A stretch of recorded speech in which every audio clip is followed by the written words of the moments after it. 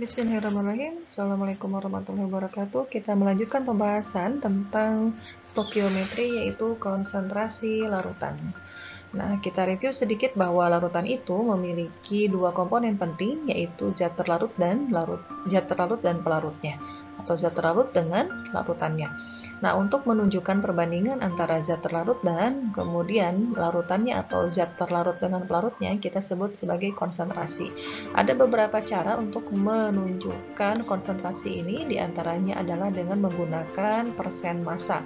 Apa itu persen massa? Dari namanya sudah jelas ya, bahwa ini merupakan perbandingan massa dari zat A di dalam campuran AB dikali dengan persentase sebesar 100%. Bagaimana cara kita menghitungnya adalah dengan massa zat A yang ada di dalam campuran AB itu kita perbandingkan kemudian dikali dengan 100%. Ekspresi dari konsentrasi yang lain yang paling penting dan sering kita temukan di dalam perhitungan kimia adalah molaritas. Molaritas sendiri itu memiliki tanda ya, simbol M besar, di mana simbol dari M besar ini sama dengan perbandingan dari mol zat terlarut yang kemudian dibagi dengan liter dari larutan tersebut. Dan kita tahu bahwa mol dari zat terlarut itu simbolnya merupakan N, sedangkan liter larutan simbolnya merupakan V.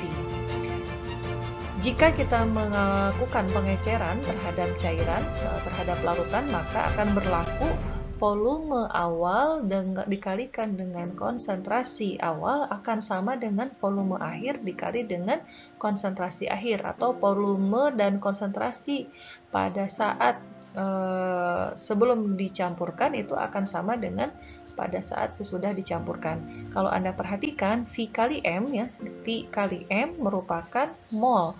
Artinya pada saat Anda mencampurkan pengenceran, ya melalui proses pengenceran, maka jumlah mol zat terlarut tidak akan bertambah, tetapi yang bertambah hanyalah molnya. Molnya tidak berubah, tetapi yang bertambah hanyalah pelarutnya atau volume dari larutan saja. Nah, contoh soal di sini ada halaman 287. Di sini ditanyakan berapa molaritas larutan jika 4,5 gram C6H12O6 ada dalam 250 ml larutan. Jadi kita visualkan ya, ada 4,5 gram C6H12O6 atau kita sering sebut ini sebagai glukosa dilarutkan dalam 250 ml larutan. Ya. Maka kita mengetahui untuk bisa menghitung ya, molaritas, kita harus mengetahui terlebih dahulu mol dari zat terlarut. Mol zat terlarut bisa kita hitung jika kita sudah bisa mengetahui MR atau massa molar relatif dari senyawa tersebut yang dihitung berdasarkan jumlah atom dikali dengan massa atom relatif pada masing-masing unsur perbentuk.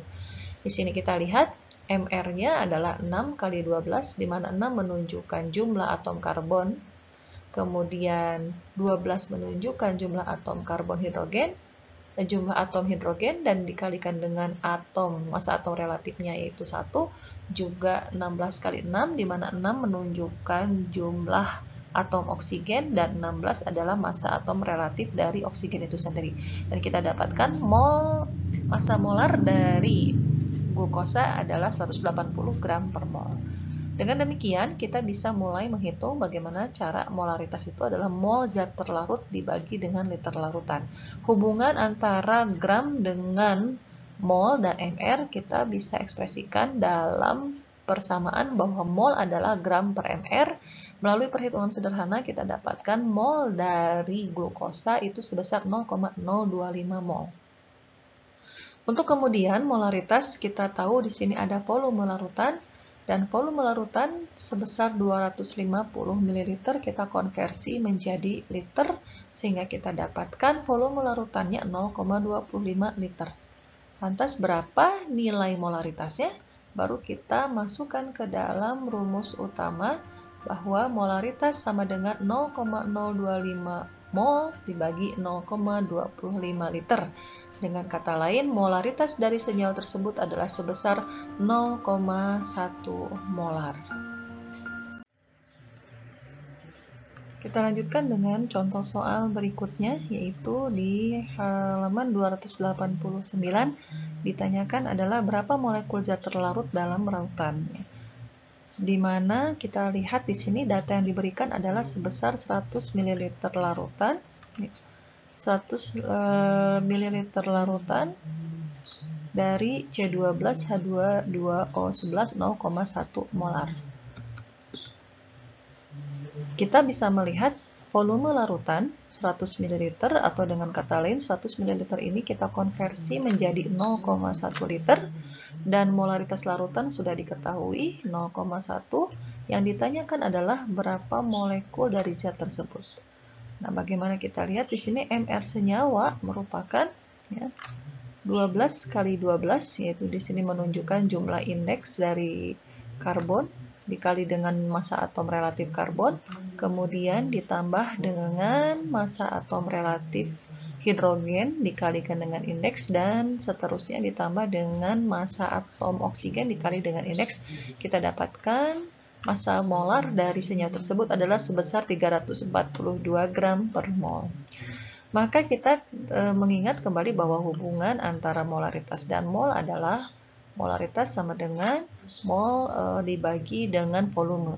Karena yang ditanyakan adalah molekul zat, berarti ini berhubungan dengan bilangan Avogadro.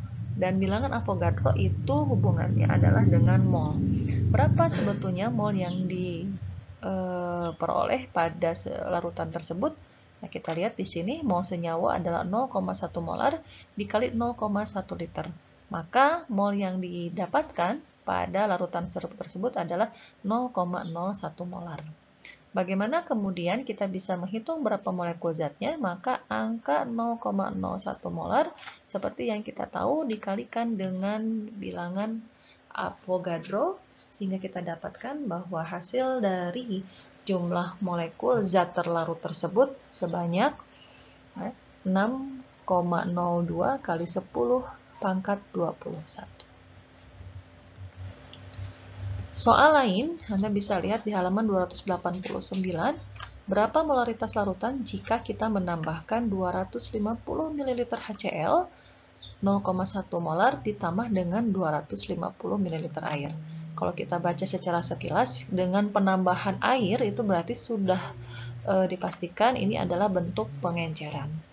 Nah, visualnya adalah kalau saya punya dalam satu gelas beker 250 ml HCl sebesar 0,1 molar, kemudian saya tambahkan dengan 250 liter dari H2O, maka akan menjadi penambahan yang terjadi adalah penambahan volume. 250 ml ditambah dengan 250 ml, maka larutan ini akan memiliki volume yang berbeda. Tentu saja volume yang berbeda ini akan mempengaruhi molaritas dari zat terlarut. Bagaimana cara kita menghitung? Kita menggunakan rumus V1M1 sama dengan V2M2. Dan kita bisa lihat di sini, jangan sampai terbalik, bahwa V1 adalah 250, M1 adalah 0,1, dan yang kita dapatkan 500 ml ini adalah V2. Dan kita masukkan ke dalam, substitusikan ke dalam rumus di sini, kita peroleh sebesar 0,05 molar. Contoh soal lain adalah pada halaman 289 nomor 9, Anda bisa baca untuk keperluan suatu percobaan, kita membutuhkan 5 liter larutan natrium hidroksida dengan konsentrasi 0,02 molar. Pertanyaannya adalah, bagaimana cara kita membuat larutan dengan konsentrasi tersebut sebanyak 5 liter? Yang ditanyakan adalah gram. Jadi ini yang kemudian perlu Anda tingkatkan dalam belajar kimia, yaitu melakukan analisis terkait hubungan-hubungan dari data yang ada. Perhatikan, yang kita ketahui di sini ada molaritas, kemudian ada volume larutan. Dan hubungan antara volume dengan larutan, volume dengan konsentrasi adalah mol, didapatkannya nilai mol. Kalau Anda sudah mendapatkan nilai mol, maka nanti Anda bisa konversi nilai mol ini untuk mendapatkan gram yang ditanyakan. Nah, seperti apa? Ya, kita dapatkan bahwa mol dari larutan tersebut adalah 0,1 molar. Bagaimana kemudian kita bisa menghitung gram dari NaOH, yaitu dengan mensubstitusikan nilai mol tersebut dikalikan dengan Mr dari senyawa. Dan kita cek di tabel periodik bahwa untuk Mr dari NaOH adalah 40, sehingga kita dapatkan massa atau gram yang dibutuhkan, gram NaOH padat yang dibutuhkan untuk membuat larutan sebanyak 5 liter dari natrium hidroksida dengan konsentrasi 0,02 molar adalah 4 gram. Oke. Agar lebih memahami terkait dengan konsentrasi ini, saya sertakan contoh soal berikutnya, halaman 309 nomor 35. Anda bisa lihat ini merupakan contoh pilihan berganda. Bagaimana di antara 4 larutan, ya, tentukan larutan berikut yang memiliki konsentrasi 0,1 molar. Dari 4 larutan yang tersedia datanya, gram, dan kemudian volume, maka Anda diminta untuk menentukan mana yang merupakan larutan dengan konsentrasi 0,1 molar. Untuk cara mengerjakannya, kita ingat kembali bahwa hubungan antara molaritas dan gram ya, adalah adanya mol, hubungan mol dan gram. Untuk lebih memudahkan, kita buat dalam bentuk tabel. Ya. Di sini saya tuliskan ada gram, mr, mol, volume, dan molaritas.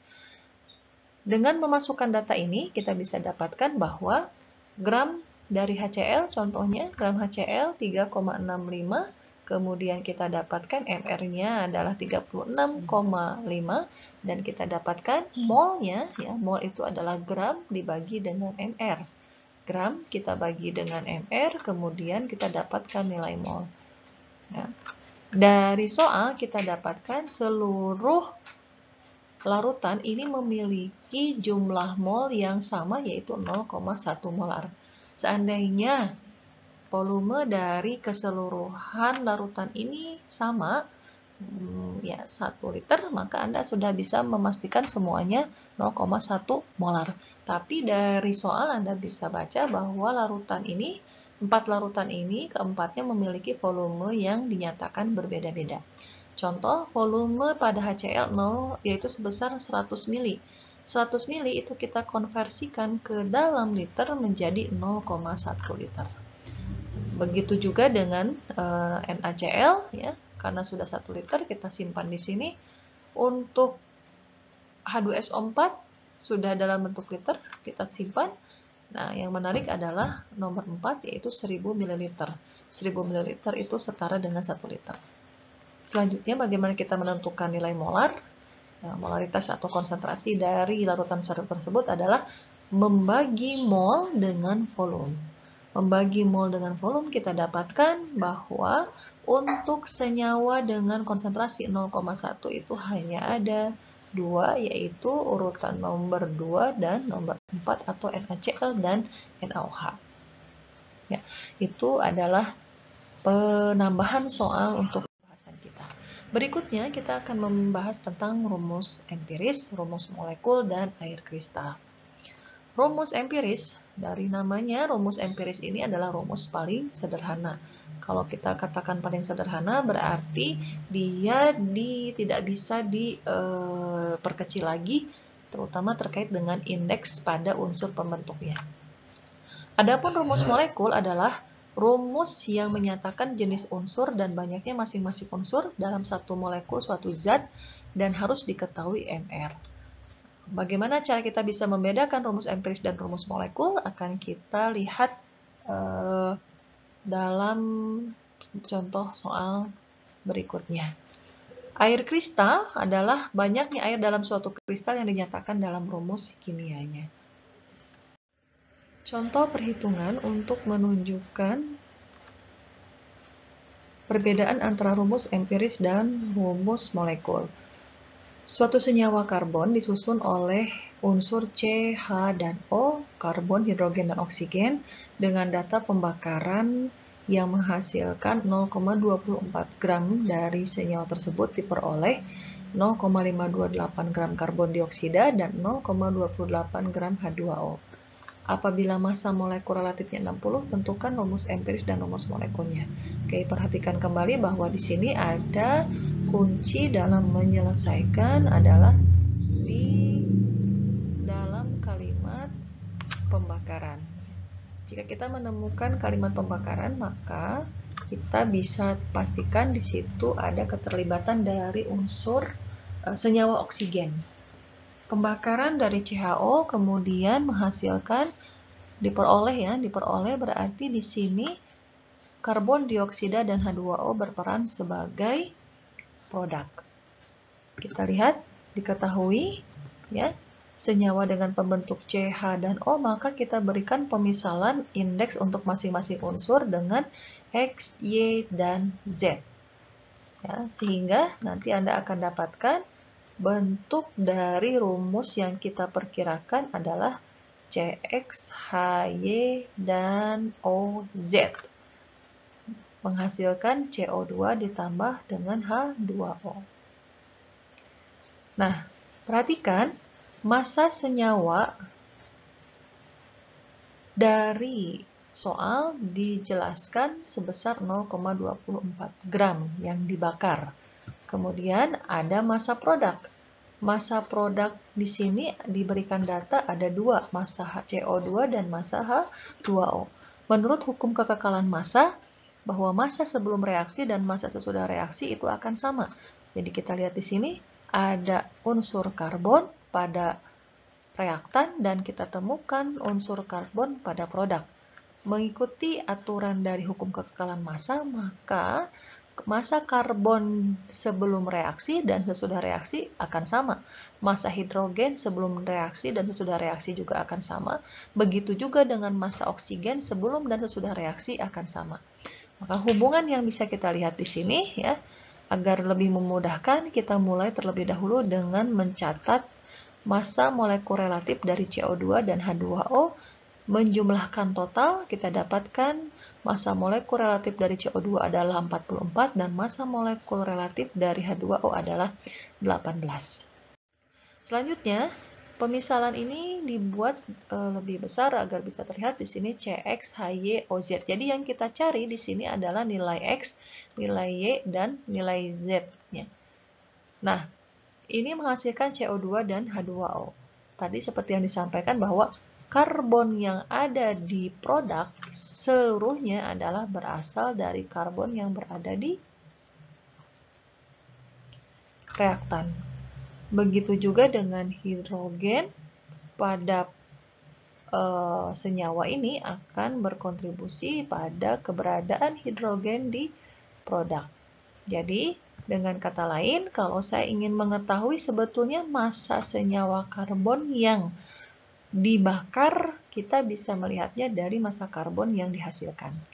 Menggunakan persamaan persen massa, kita dapatkan bahwa persen massa karbon pada CO2 ya, adalah jumlah atom karbon dikalikan dengan massa atom relatif dari karbon dibagi dengan massa molekul relatif dari CO2 dan dikalikan dengan massa CO2 yang ada di dalam soal.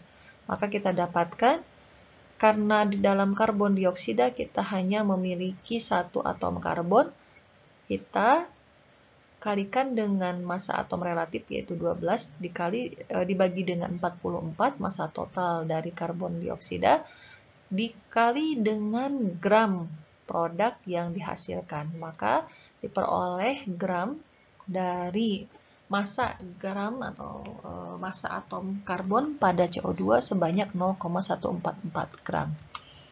Berlaku hal yang sama untuk massa atom hidrogen. Ya.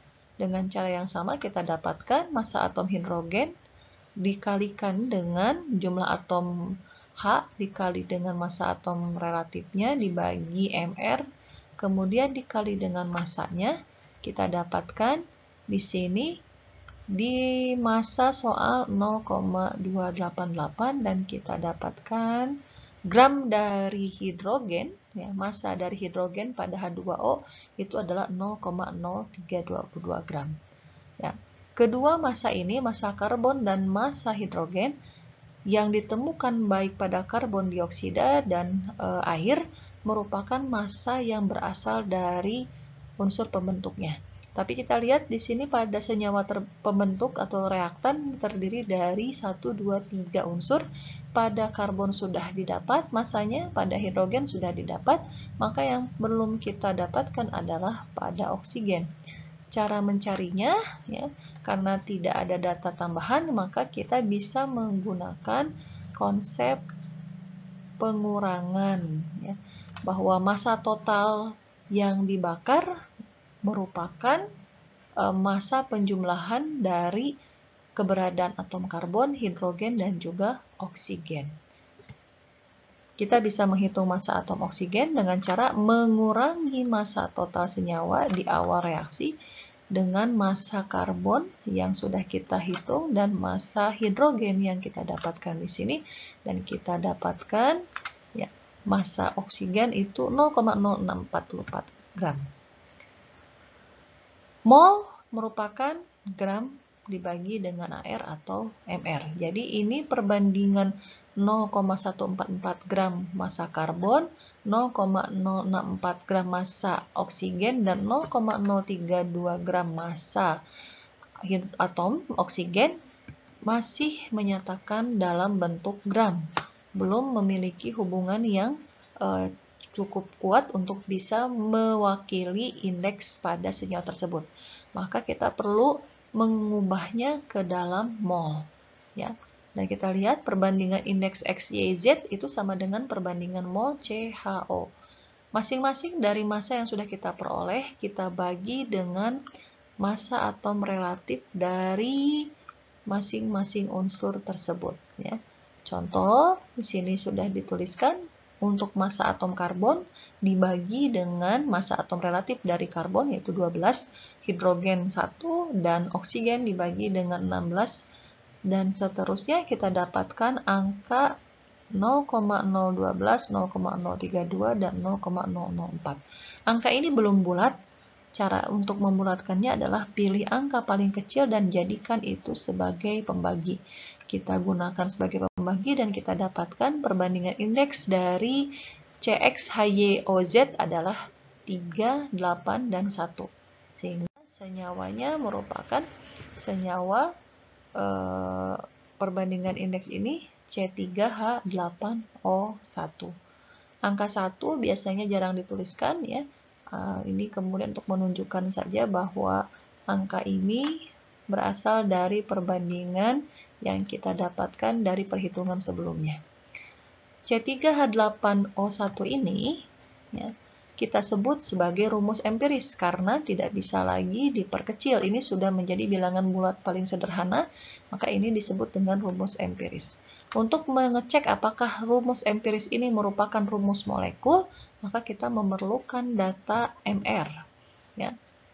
Caranya adalah rumus molekul dengan rumus empiris memiliki hubungan. Ya.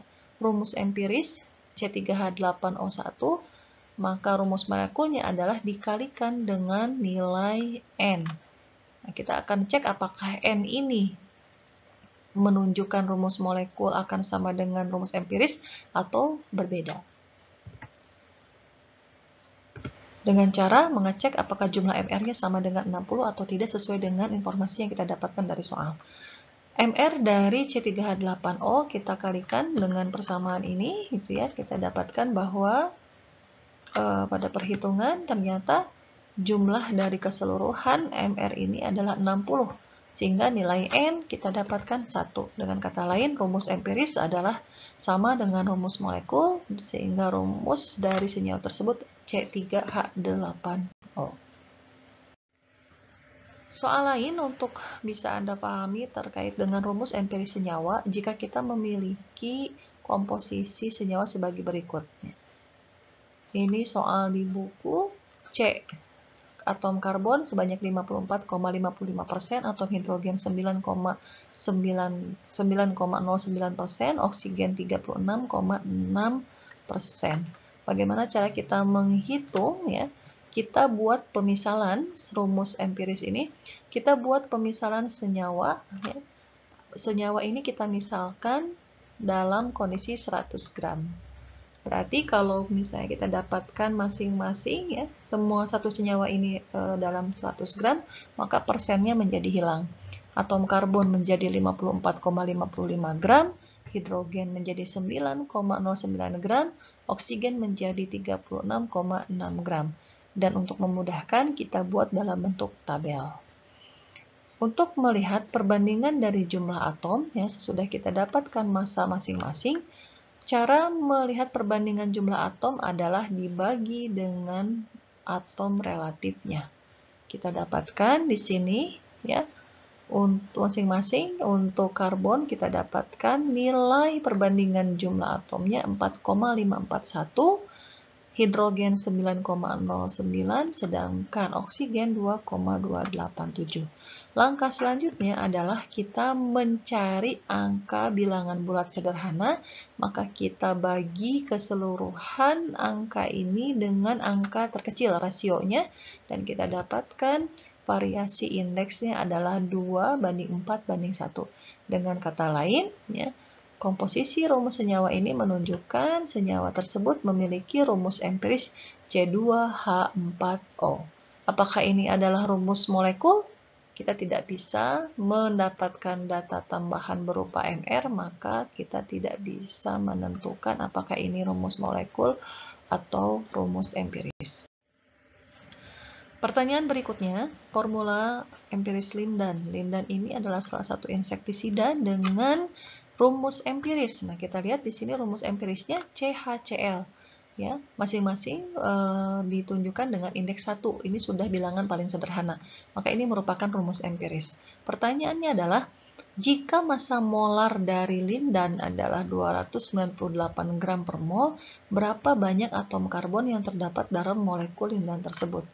Nah, kita ingin tahu berapa banyak atom karbon, ini ditunjukkan pada rumus molekul.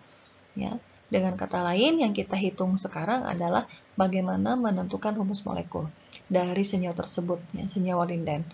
Nah, kita perhatikan rumus molekul itu sama dengan rumus empiris dikali dengan bilangan bulat berupa N. Maka massa molar harus sama dengan massa empiris dikali dengan N. N ini nanti akan menunjukkan jumlah atom karbon, jumlah atom hidrogen, dan jumlah atom klorida pada senyawa tersebut. Misalkan yang dalam 1 mol lindan kita dapatkan massa molar lindan itu sama dengan massa molarnya lindan sama dengan N, ya. N ini adalah bilangan bulat untuk menentukan apakah rumus empiris ini sama dengan rumus molekul atau tidak. Kita peroleh bahwa ternyata rumus empiris berdasarkan perhitungan jumlah total massa atom karbon ditambah dengan massa atom hidrogen dan massa atom klor itu sebesar 48,5. Sehingga kita dapatkan nilai N itu mendekati nilai 6. Ya. Maka dengan kata lain, karena N-nya 6, berarti jumlah karbon juga sebanyak 6. Ya, jadi kalau kita buat rumus molekul dari lindan adalah C6H6Cl6. Oke, untuk semakin membuat Anda memahami variasi soal dari perhitungan stokiometri konsentrasi, di sini ditunjukkan salah satu soal pada pemahaman bagaimana kita bisa menghitung sebanyak 1,84 gram senyawa. Ya, di sini ada 1,84 gram senyawa yang mengandung unsur C, H, dan O dibakar secara sempurna. Pada pembakaran tersebut dihasilkan 3,52 gram CO2, 2,16 gram H2O. Bagaimana rumus empiris senyawa tersebut? Ya, kalau Anda flashback terhadap slide pembahasan sebelumnya, Anda tentu sudah bisa menentukan apa yang harus kita cek terlebih dahulu. Oke, betul. Yang kita cek adalah kita membuat pemisalan CX, HY, OZ, dan kita menulis data yang kita dapatkan. Ya, ingat bahwa massa dari produk itu akan sama dengan massa dari reaktan. Massa karbon pada senyawa itu sama dengan massa karbon pada karbon dioksida. Dengan kata lain, kita menghitung massa karbon pada karbon dioksida dihitung dengan menggunakan persen massa, yaitu berapa banyaknya jumlah atom karbon, kebetulan di sini 1, dikali dengan massa atom relatif dari karbon dan dibagi dengan massa molekul dari CO2 dikalikan dengan massa yang ditemukan, terukur, dan kita dapatkan massa karbon adalah sebesar 0,96 gram. Dengan cara yang sama, kita juga aplikasikan pada massa hidrogen, di mana massa hidrogen ini sama dengan pada senyawa dan pada H2O akan sama. Ya, dan dengan menggunakan cara yang sama, ya, 2 kali atom hidrogen dibagi dengan mR-nya, dikalikan 2 karena hidrogennya memiliki indeks 2, dikalikan dengan massa pada informasi soal, dan kita dapatkan massa hidrogen pada senyawa H2O adalah 0,24 gram. Ya, jadi massa hidrogen pada H2O itu akan sama dengan massa hidrogen pada senyawa. Tinggal kita dapatkan di sini adalah massa dari oksigen. Ya, massa dari oksigen kita dapatkan dengan cara melakukan pengurangan, ya, sistem pengurangan sederhana dari massa total yang dibakar dikurangi dengan massa karbon dan hidrogen yang sudah kita dapatkan. Ya, 1,84 dikurangi dengan 0,96 dan ditambah dengan 0,24. Kemudian kita dapatkan hasilnya bahwa massa oksigen pada senyawa tersebut sebesar 0,64. Ya, sama halnya pada soal sebelumnya, ini adalah masih perbandingan massa, dan sedangkan di dalam persamaan reaksi yang paling besar hubungannya, ya, tidak bisa digunakan perbandingan massa langsung, tetapi harus digunakan perbandingan molnya. Perbandingan mol bisa kita dapatkan dengan cara membagi masing-masing angka dari massa ini dengan massa atom relatif masing-masing unsur, ya. Di sini 0,96 dibagi dengan massa atom relatif dari karbon, ya, 12 karbon, 1 hidrogen, dan 16 adalah massa atom relatif dari oksigen. Dan kita dapatkan ini adalah perbandingan, ya, angka dari mol yang sudah dihitung. Dan kita bisa lebih sederhanakan dengan cara membagi keseluruhan angka ini dengan angka paling kecil. Kebetulan kita dapatkan angka paling kecil adalah 0,004, maka setelah kita bagi semua, kita dapatkan rumus empirisnya, ya, dengan indeks 261, maka rumus empirisnya adalah C2H6O. Selanjutnya kita ke pembahasan tentang kemurnian atau kadar. Kemurnian merupakan persentase dari zat hasil eksperimen dibagi dengan persentase zat secara teoritis dikali 100%. Apakah ada perbedaan antara zat hasil eksperimen dengan zat secara teoritis? Ya, ini bisa saja, tentu saja ya, biasanya ditemukan perbedaan karena pada saat kita bereksperimen, kita mungkin ada beberapa faktor yang bisa memberikan perbedaan pada teoritis dan eksperimen. Contoh soal, ya, untuk lebih memahaminya, kita lihat di sini. Saya punya suatu pupuk, ya, pupuk Za namanya. Pupuk Za ini memiliki rumus molekul yang di sini sudah Anda lihat, ya, NH4 2 kali SO4. Dan ternyata setelah saya uji secara eksperimen, nitrogen yang didapat, ya, di dalam pupuk tersebut itu sebesar 17,5%. Kemudian di sini kita ingin tahu berapa sih persentase kemurnian dari pupuk tersebut. Ya, bagaimana caranya? Tentu kita harus tahu yang dihitung, ya, adalah persen zat secara teoritis. Nah, secara teoritis kadar nitrogen, ya, itu dengan menggunakan persamaan persen massa, maka kita peroleh jumlah atom nitrogen dikali AR nitrogen, ya, dibagi dengan MR senyawa dikali dengan 100%. Perhatikan, ya, untuk senyawa ini ada berapa nitrogen dan ada berapa sulfur, oksigen, serta hidrogen. NH4 2 kali, ya, karena ada indeks pengali 2 di dalam kurung, maka atom nitrogen itu memiliki 2, sedangkan hidrogen memiliki 8, sulfur 1, dan oksigen terdapat 4. Untuk bisa menghitungnya, kita langsung substitusikan terhadap persamaan ini, ya. Jadi kita substitusikan ke persamaan dan kita peroleh seperti ini. 2 kali air atom N dibagi dengan yang ini adalah Mr dari senyawa tersebut. Ya. Nah, berapakah Mr-nya? Ya, kita dapatkan Mr-nya adalah 132 dan menggunakan data ini kita peroleh secara teoritis seharusnya kadar dari nitrogen pada pupuk tersebut sebesar 21,21%. Tapi yang kita temukan adalah 17,5%. Maka untuk menentukan persentase dari kemurnian, kita substitusikan data, ya, data ini, data-data persentase tersebut ke dalam rumus ini. Maka kita dapatkan, ya, persen eksperimen dibagi dengan persen teoritis, kita dapatkan persentase kemurnian dari pupuk tersebut adalah sebesar 82,50%. Selanjutnya adalah air kristal. Jadi air kristal, kita tahu beberapa senyawa dalam bentuk kristal itu bisa menahan air. Nah, kita ingin menghitung, ya, ada yang disebut dengan hidrat dan ada anhidrat. Kalau hidrat berarti dia mengandung air, kalau anhidrat berarti dia tidak mengandung air. Untuk bisa memahaminya, contoh soal di sini adalah tembaga sulfat. Jadi di sini kita lihat bahwa tembaga sulfat itu berasal dari kristal CuSO4 X-H2O. X-H2O ini adalah jumlah air pada kristal.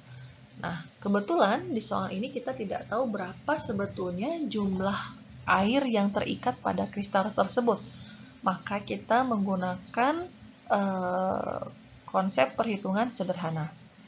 Ya, jadi ada 4,99 gram kristal, kemudian dipanaskan dan menghasilkan CuSO4 anhidrat yang sudah tidak mengandung air sebanyak 3,19 gram. Jadi kalau Anda perhatikan, CuSO4 X-H2O ini mengalami kehilangan air. Kehilangan air sebanyak sebanyak rasio massa yang dihasilkan sebelum dan sesudah pemanasan. Oke. Sebelum dan sesudah pemanasan terdapat rasio massa yaitu sebesar 1,8 gram yang kemudian akhirnya kita bisa dapatkan bahwa, ya, massa dari 1,8 gram ini kita perbandingkan dengan massa dari tembaga sulfat yang dihasilkan.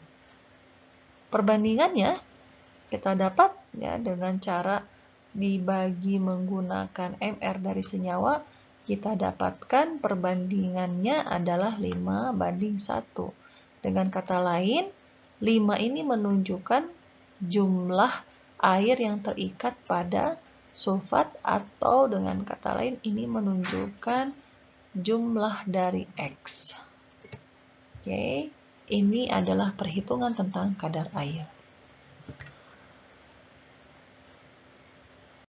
Oke, pembahasan sampai di sini kita akan lanjutkan di video selanjutnya.